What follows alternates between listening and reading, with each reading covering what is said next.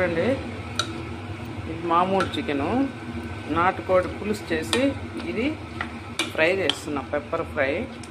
మా పిల్లలు అదైతే ఇష్టంగా తింటారు. ఫస్ట్ బాగా అంతా కడుక్కోవాలి ఫ్రెండ్స్.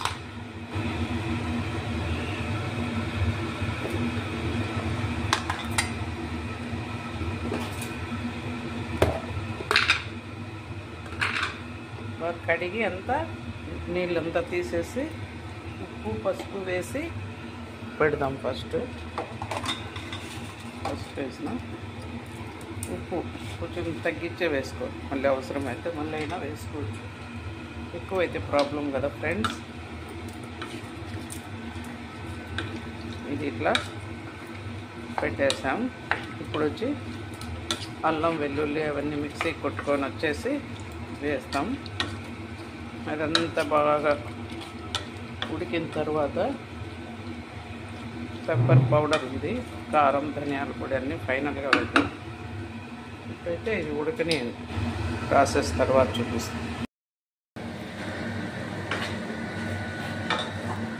చూడండి ఫ్రెండ్స్, ఎన్ని నీళ్ళు వచ్చినాయి కదా, అన్నీ అయితే అయిపోయినాయి. ఇప్పుడు ఈ మాత్రం అల్లం వెల్లుల్లి పేస్ట్ వేసుకున్నాం.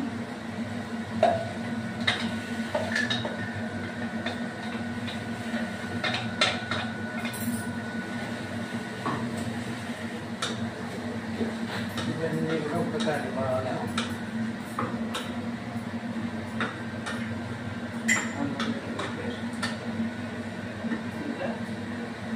కొద్దిగా ఆనియన్స్,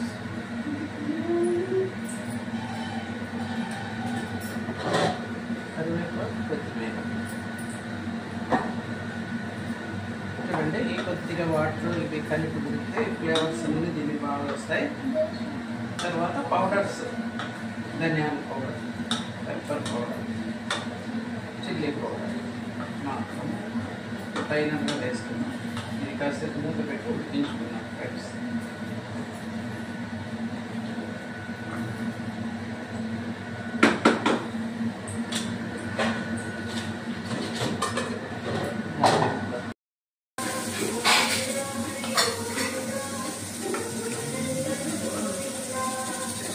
స్టార్ట్.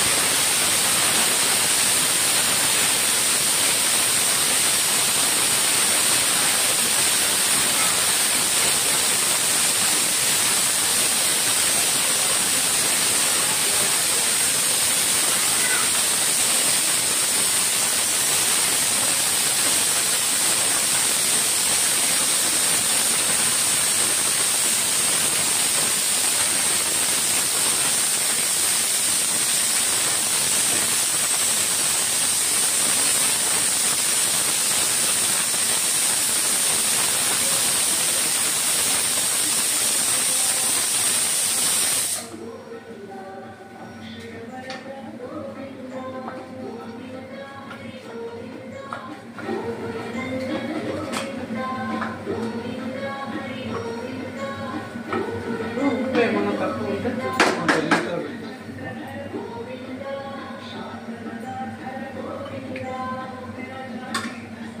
సరిపోయింది. ఇప్పుడు మనం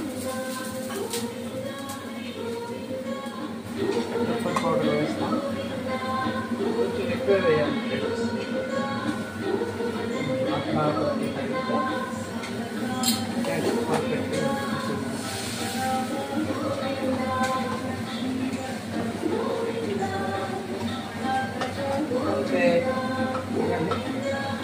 పెప్పర్ ఫ్రై సూపర్గా వచ్చింది చూడండి ఫ్రెండ్స్. ఇంకా ఒక 2 నిమిషాలు సిమ్లో పెట్టేస్తే ఇదంతా బాగా ఫ్లేవర్ అంతా ముక్కలు పడుతుంది, సరిపోతుంది ఫ్రెండ్స్. ఎంత పొడి పొడిలాడుతూ వచ్చేసింది కదా.